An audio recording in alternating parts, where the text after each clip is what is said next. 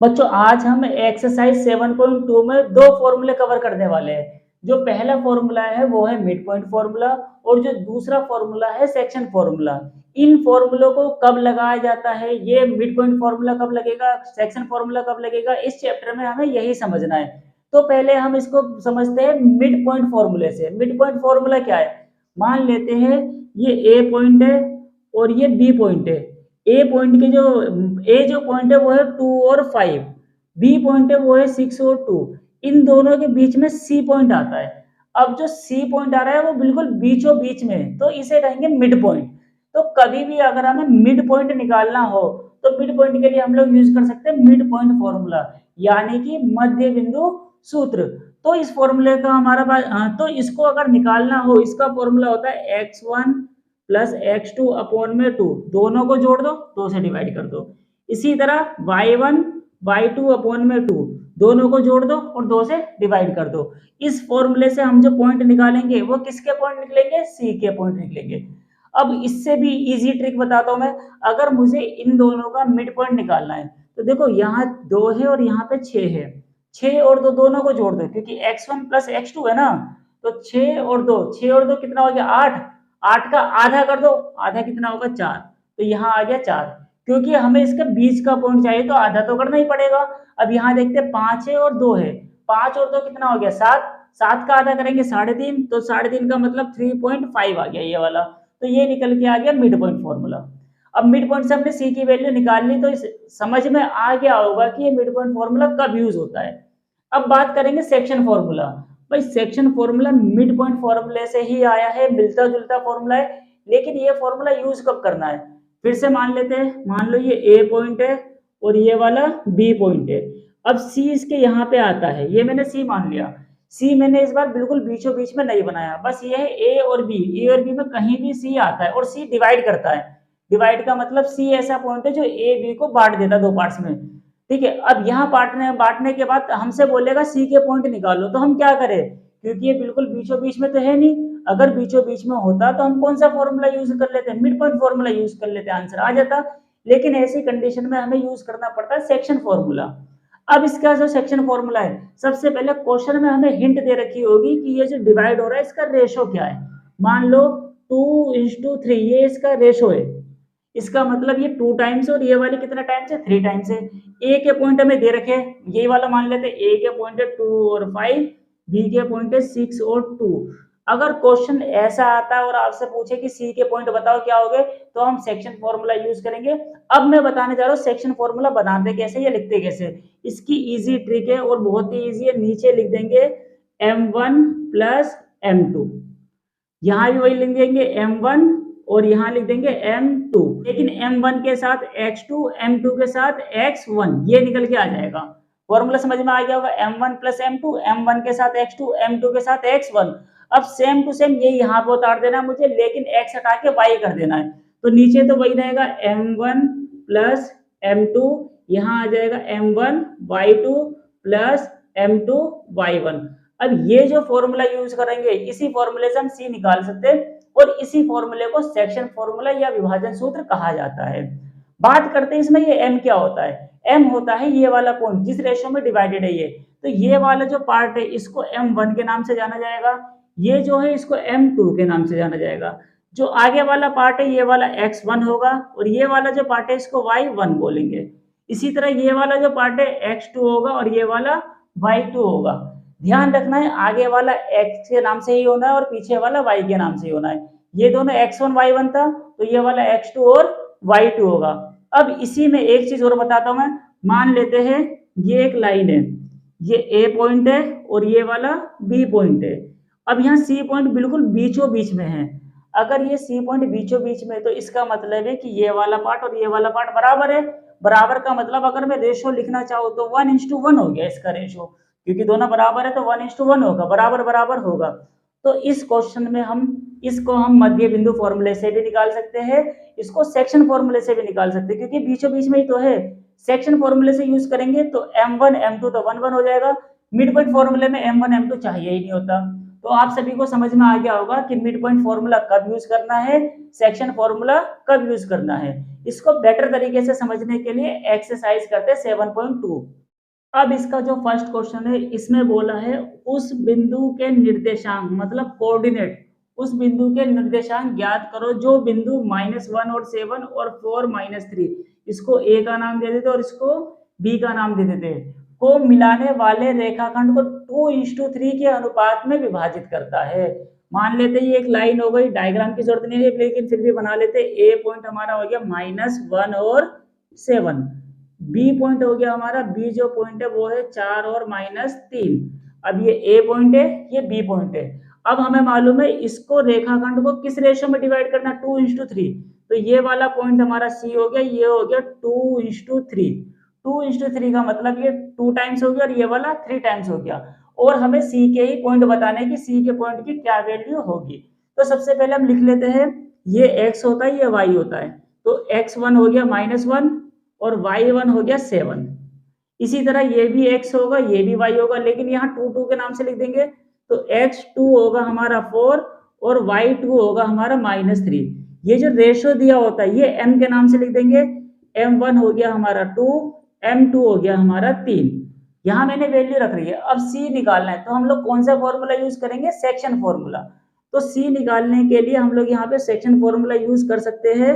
और section formula क्या था, m1 x2 plus m2 x1 upon में m1 प्लस में m2, यहाँ कोमा लगा के सेम वही रिपीट कर देना है।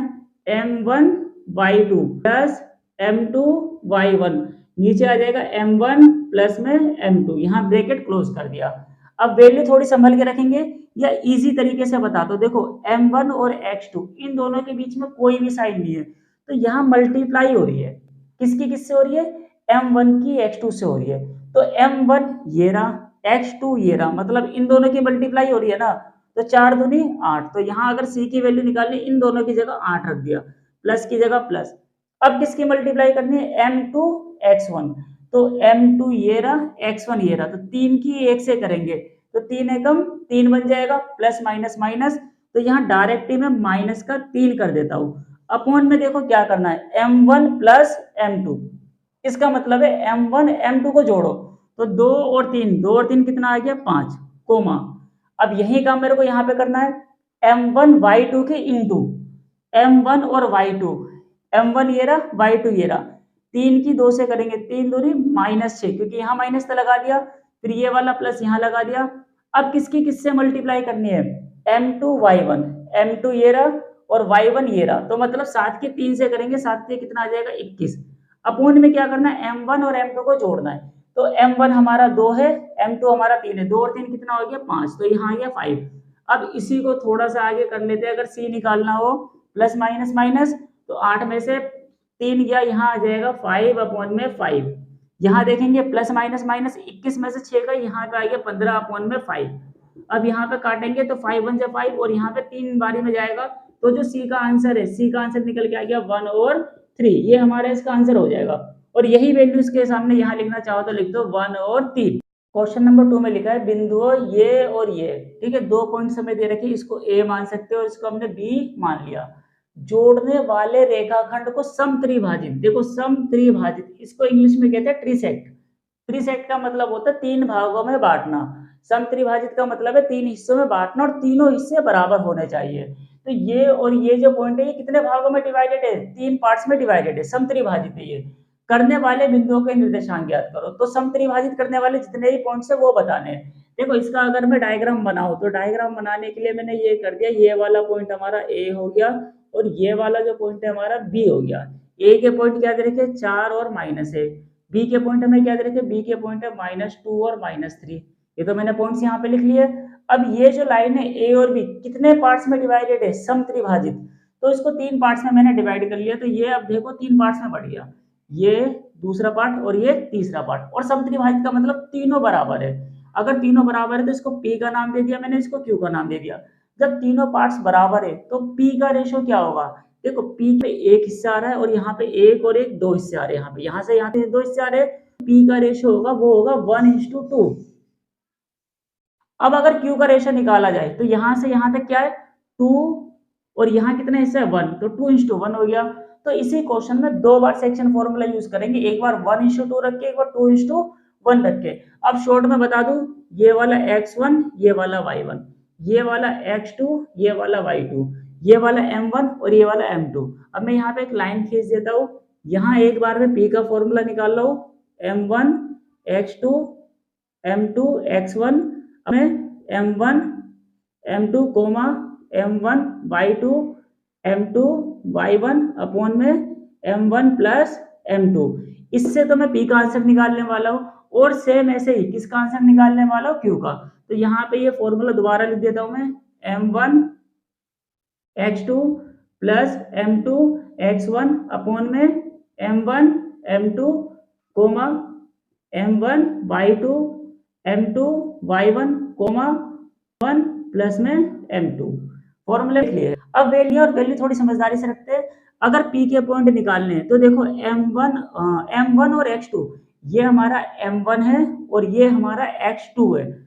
मतलब एक की मल्टीप्लाई 2 से होगी तो -2 आ गया, plus m2 x1, m2 check करेंगे, m2 ये है और x1 ये है। मतलब 4 की मल्टीप्लाई 2 से करेंगे, 4 2 जा 8 अपॉन में m1 m2 जोड़ो तो 1 और 2 यहाँ पे आ गया 3।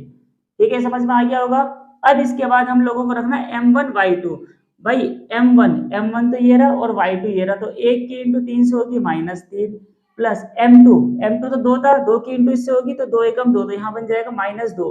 तो यहाँ हटा के मैं सीधा लगा देता हूँ -2 अपॉन में क्या है m1 m2, 1 और 2 को जोड़ोगे 3 निकल के आ जाएगा। अब इसको शॉर्टकट करते हैं फटाफट, 8 में से 2 गया 6 अपॉन में 3 आ जाएगा, माइनस माइनस प्लस हो जाएगी, 3 और 2 आ जाएगा 5/3। यहाँ कट के 2 आ गया, p की वैल्यू कितनी आ गई 2 और q की वैल्यू कितनी आ गई 5/3। सॉरी p की नहीं, p के दोनों पॉइंट्स हमारे ये निकल के आ गए।